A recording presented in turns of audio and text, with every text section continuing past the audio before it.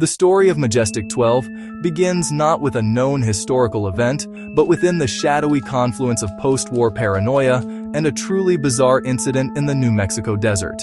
In July 1947, a rancher near Roswell discovered unusual debris scattered across his property. A grainy black and white photo of the alleged Roswell debris field in 1947.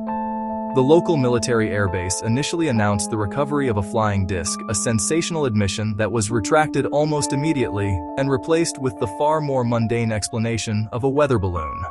For decades, that was the official story. However, whispers persisted suggesting the government's explanation was a cover story for something far more extraordinary. It was not until 1984 that the MJ-12 legend truly entered the public consciousness.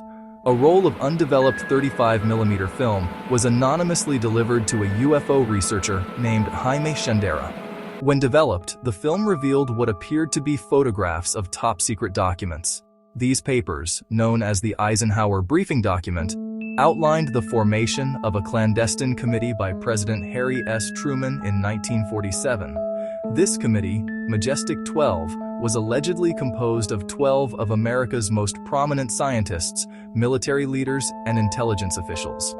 Their supposed purpose was to handle the aftermath of the Roswell crash and manage the burgeoning reality of extraterrestrial visitation. The primary mission of Majestic 12, as outlined in the leaked documents and expanded upon by researchers, was the recovery and analysis of alien technology.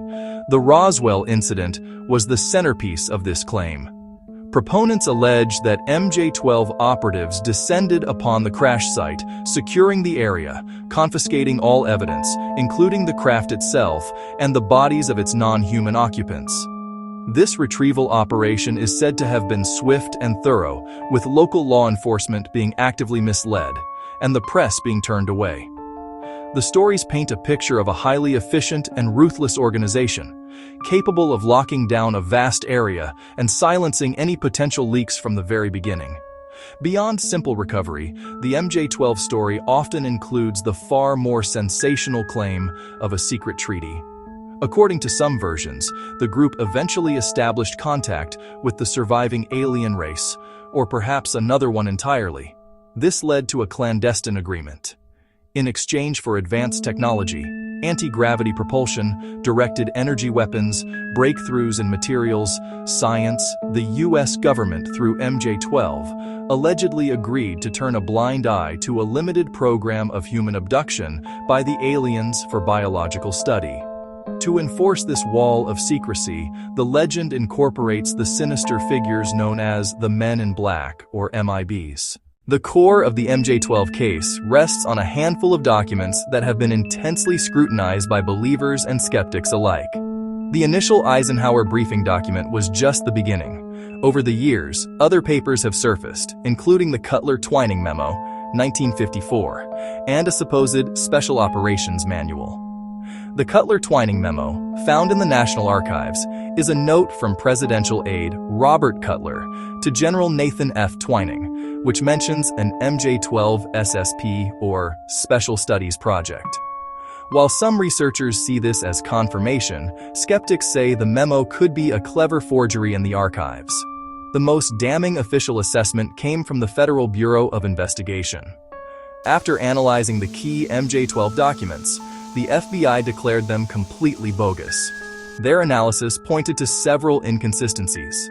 For example, the purported Truman signature on one document was a photostatic copy of a signature from an unrelated authentic letter. Other documents used unusual terminology or formats not standard for the period. For many, the FBI's verdict was the final word, relegating MJ-12 to an elaborate fiction. Despite the debunking, the story refuses to die. One reason is the inherent difficulty of proving a negative. A deep black conspiracy would be designed to be deniable, with built-in ways to discredit leaks.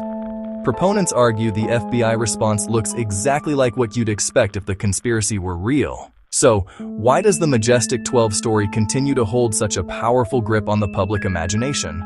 Decades after the FBI labeled its foundational documents a hoax, its endurance speaks to a deeper human need to find patterns and explanations for events that seem inexplicable. The UFO phenomenon is real.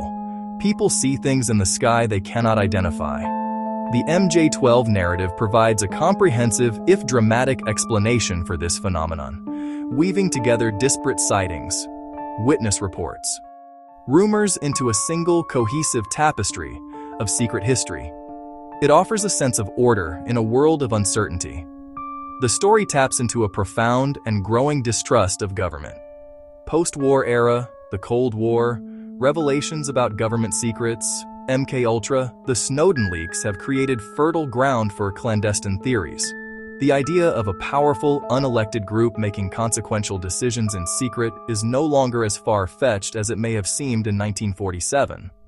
The MJ-12 story, true or not, acts as a modern myth about state secrecy and the tension between national security and democratic transparency. The tale exists between provable fact and compelling fiction. For the staunch skeptic, it's a case study in the creation and propagation of a hoax, a testament to the power of a good story. For the dedicated believer, it remains the key to the greatest secret ever kept. Officially, the documents are fake. The committee never existed. Official Roswell story, a weather balloon.